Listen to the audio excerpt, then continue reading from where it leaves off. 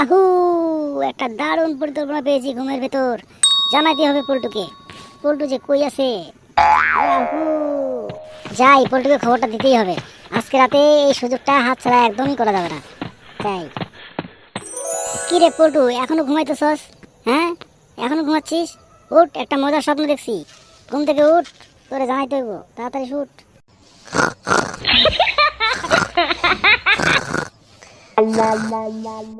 কিরে উঠোস না কে? উঠ, তাড়াতাড়ি উঠ। কিরে, ঘুমটা আমার নষ্ট করে দিলি কে? হ্যাঁ, এত সুন্দর একটা স্বপ্ন দেখতেছিলাম। হ্যাঁ, তুই আমার ঘুমটা নষ্ট করে দিলি।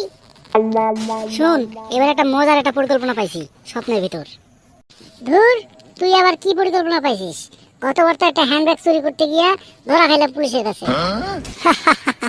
এইবার কাজটা হবে মশাই, একদম হবে, তুই একদম চিন্তা করিস না। আজ রাতে একটা বাড়িতে বড় একটা আয়োজন আছে। এই বাড়িতে সবাই পিৎজা খেতে আসবে, সবাই ফ্রিজ ভর্তি কইরা পিৎজা রাখছে, পিৎজা। জানিস? কি বললি? পিৎজা? ওরে বাপ রে বাপ, তাই তাহলে যাইতেই হইব। কিন্তু কিভাবে ঢুকবি? কিন্তু আমাদের যদি সন্দেহ করে? শোন, কোনো রকম সন্দেহ করবে না। আমরা ডেলিভারি বয়ের পরিচয় দিব, বলবো আমরা পিৎজা ডেলিভারি দিতে আসছি।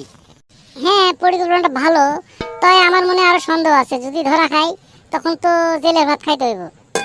আরে ধুর, কিচ্ছু হইব না, একদম চিন্তা করিস না। তুই তুই শুধু আমারে একটু সাপোর্ট দিস। শোন, ওই পিৎজার প্যাকেটে সোনা ভর্তি কইরা পিৎজা খাবো আর সোনা নিয়ে ভাগবো, বুঝলি? সোনা আছে নাকি ওখানে? সোনাও আছে? তাহলে তো যাইতেই হবো। কিন্তু যদি ধরা খাই? ধরা খাইলে আর কি, জেলের ভাত ফ্রি। 3 মাস বৈশা বৈশা জেলের ভাত খামু, কোনো কাজ কাম নাই, খেলে বৈশা বৈশা খামু, টেনশন কি? কি কইলি? জেলের ভাত, মশার কামড়? না না না, ওগুলো আমি পারব না ভাই, আমারে তুই মাফ কর।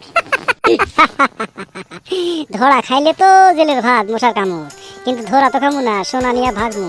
তারপর কি কিনবো জানিস? রয়্যাল এনফিনিট। তোরে নিয়ে রয়্যাল এনফিনিট নিয়ে মোটরসাইকেল নিয়ে ঘুরা ঘুরা বেড়ামু, বুঝলি? ঠিক আছে চল, কিন্তু ধরা খাইলে আমার দোষ নাই কিন্তু, বুঝলি? ঠিক আছে চল।